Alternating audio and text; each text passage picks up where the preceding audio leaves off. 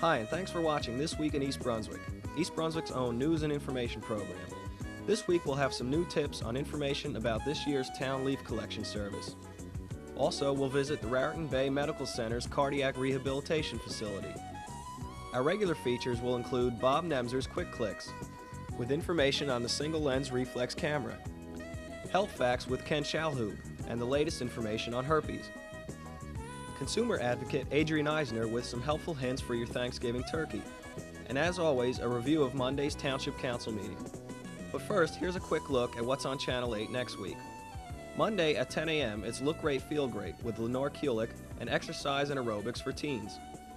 At 10:30, host Paula Durant speaks with her guests from the Redevelopment Agency, Pierre Diederiksen, and John Rinaldi on Target.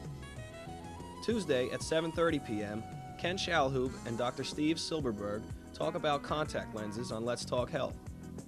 At 8 p.m., it's You and Your Money with attorney Steve Philpott and host Paul Hansen.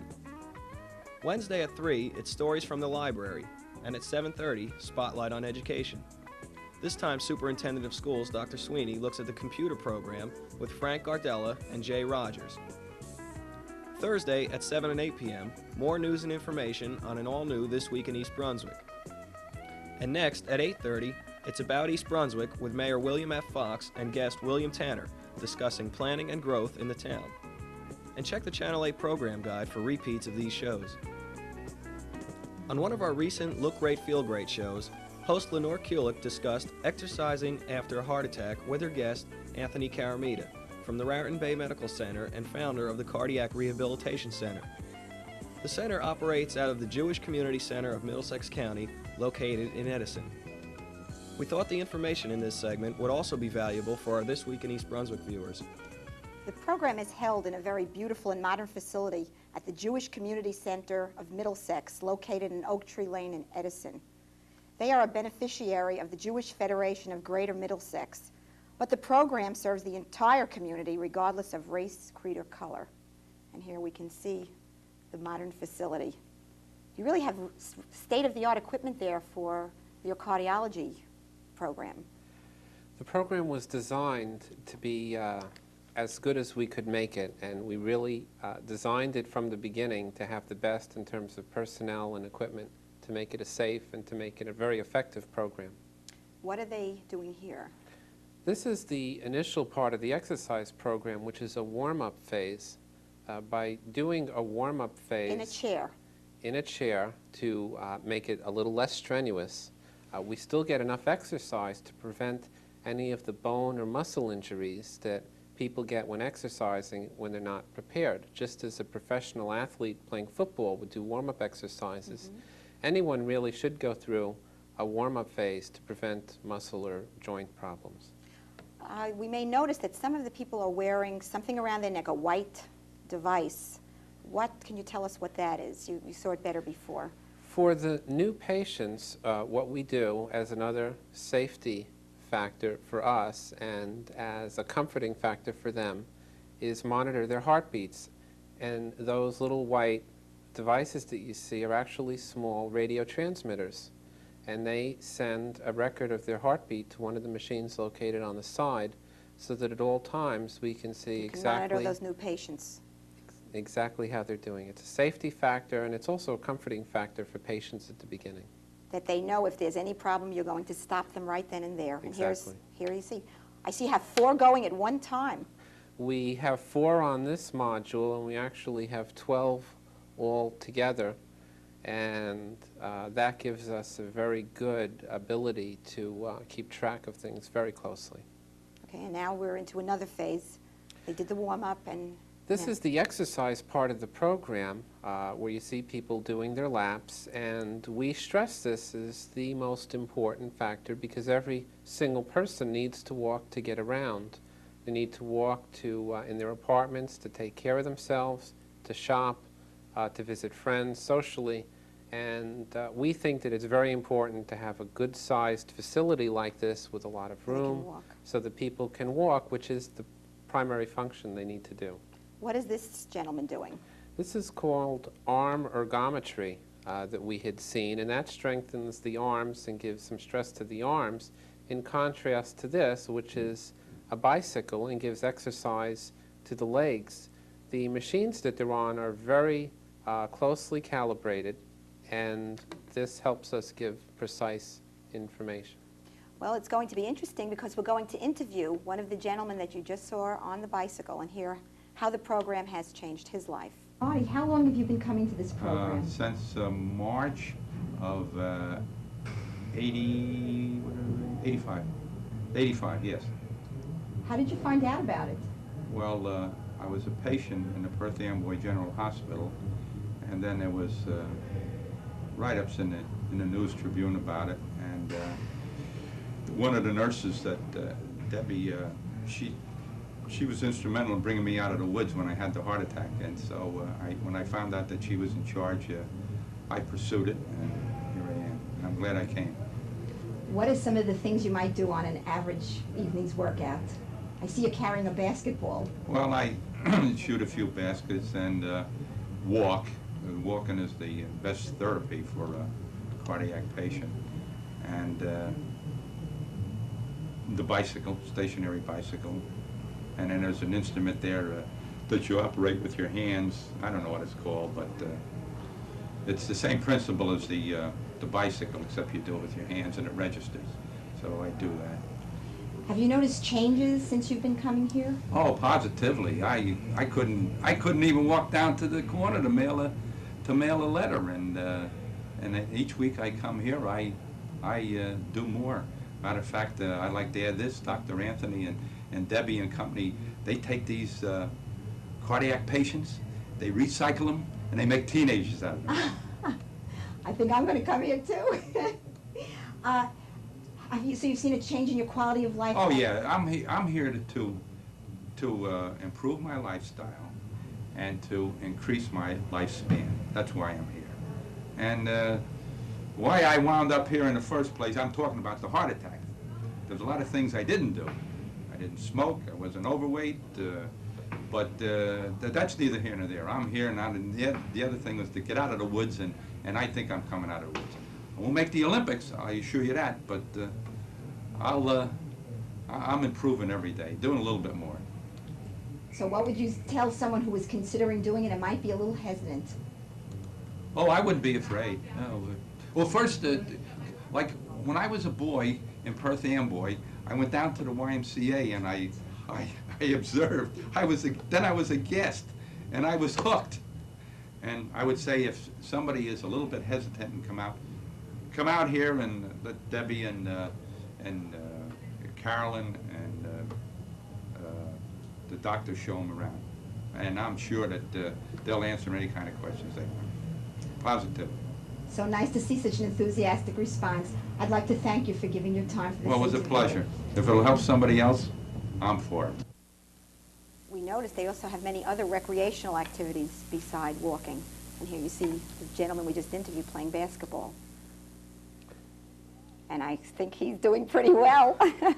I wonder if he played this well before his heart attack. Well, that's very interesting. We think it's important, besides having formal exercises such as walking and bicycling, to have things that are just fun to do. So we have that beautiful swimming pool. Yes. We have the basketball courts, and we have miniature golf. We have other activities that are fun as well as good for you. Your point about Mr. Burns playing basketball is that many of our patients haven't picked up a basketball or baseball or even been in a pool sometimes for 10, 20, or even 30 years. And they take to it within the first week, and they just get back that enthusiasm for being more active and look at it as something that's fun as opposed to something that's really medical or a treatment. Well, it is fun. I noticed some were doing laps, and then that gentleman was doing exercise. You can't see, but there were people supervising this whole area, telling them what they should be doing. We have a lot of personnel at the facility. We have a large staff, and there's always supervising people in the pool area as well as in the gym area at all times that there are patients there. I think the nurse is having a good time, too. It's an excellent staff. They're very competent as well as very nice people. They get along very well with the patients, and we're very lucky to have the patients that we have. They're a heartwarming group of people.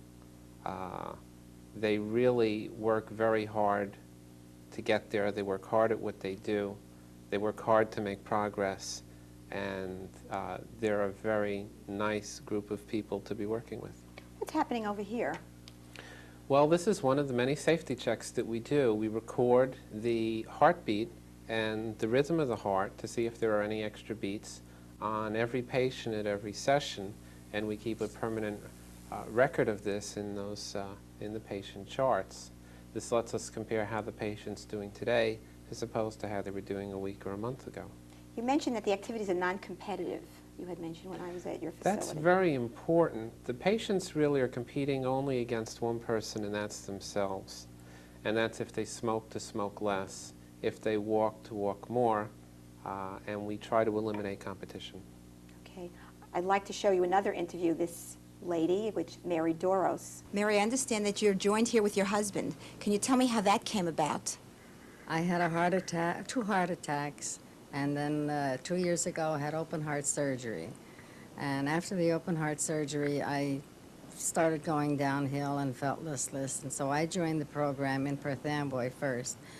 And I found out the exercises were helping me, and I felt my strength coming back, and I'm living a full life right now.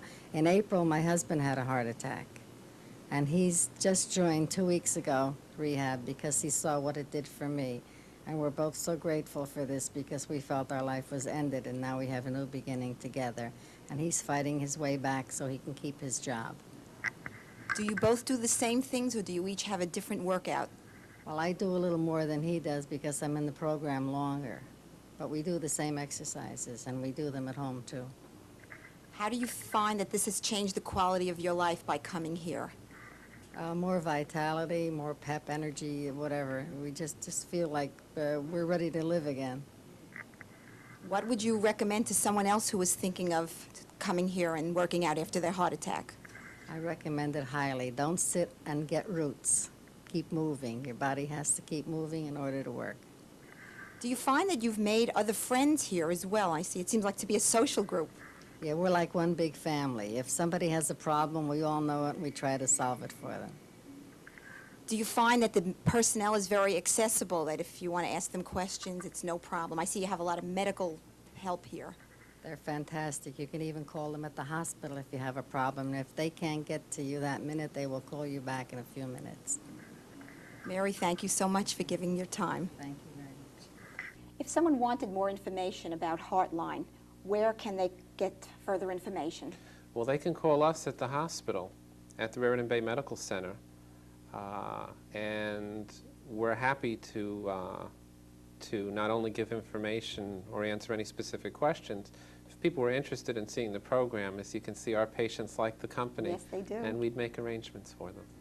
Dr. Karameter, I can't thank you enough for your time, your considerable time on this. Thank and you good very luck much. with the project. Thank you.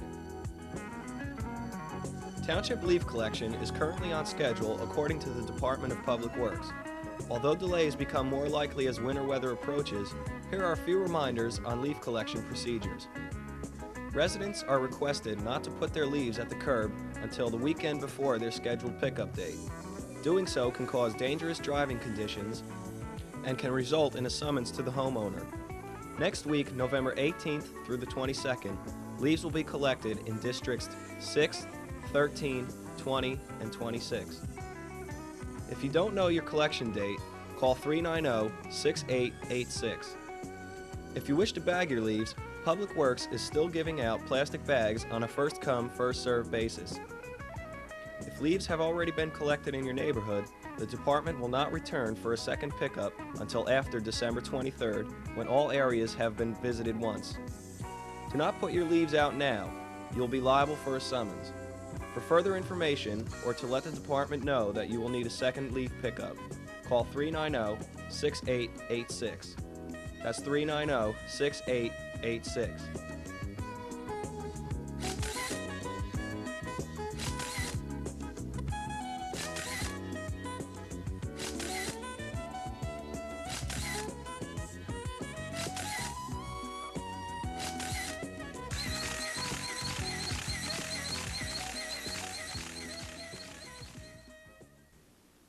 Hi, I'm Bob Nemser and this is Quick Clicks.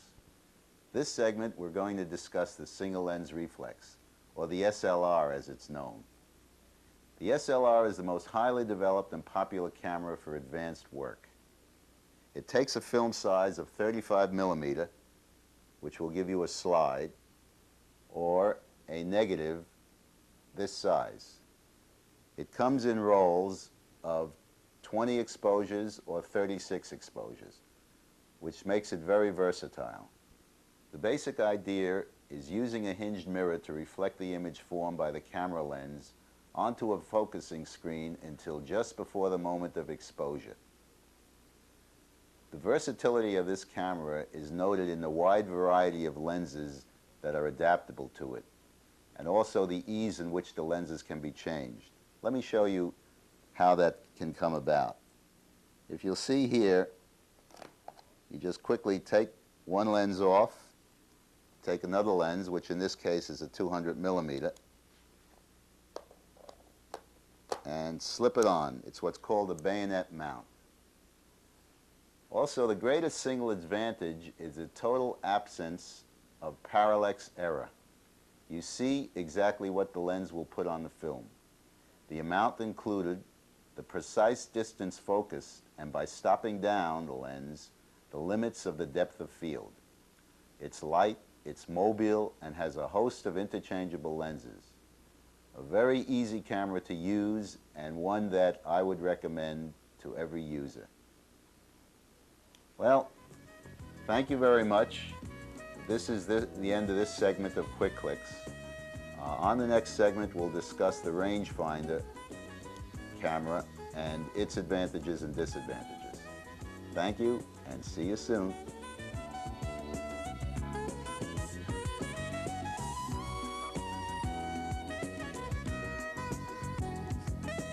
What's the latest on herpes? Well, there's a new treatment with a biological chemical called AMP, or adenosine monophosphate. It's found throughout your body. It's used in the mediation of energy metabolism. Well, it seems that AMP eliminated the pain and speeded healing in 32 shingles victims. They report in the March 8th Journal of the American Medical Association. How AMP exerts its effect is unknown, but the treatment, Sklar told Science News, hasn't shown any side effects or toxicity. The best results come when treatment is instituted in the first few days of the shingles outbreak. Now, why am I talking about shingles? Well, shingles is caused by the same virus that causes chickenpox. It's known as herpes zoster, another member of the evil herpes family. Now, also, with the idea of prevention in mind, which would be a better treatment than treating a disease after it's already come about, a South San Francisco-based gene splicing company called Genentech Incorporated has been pursuing a vaccine for another branch of the herpes virus family, herpes simplex, whose members can cause genital herpes and cold sores. By splicing into bacterial genes, they can produce the part of the herpes virus coat that produces an antibody response in your body. So again, for herpes sufferers, both shingles sufferers or genital herpes sufferers, there's no cure, but there are treatments coming out that make the symptoms much less severe, and there are vaccine studies. I'm sure a vaccine will be here shortly. Thanks for watching Health Facts.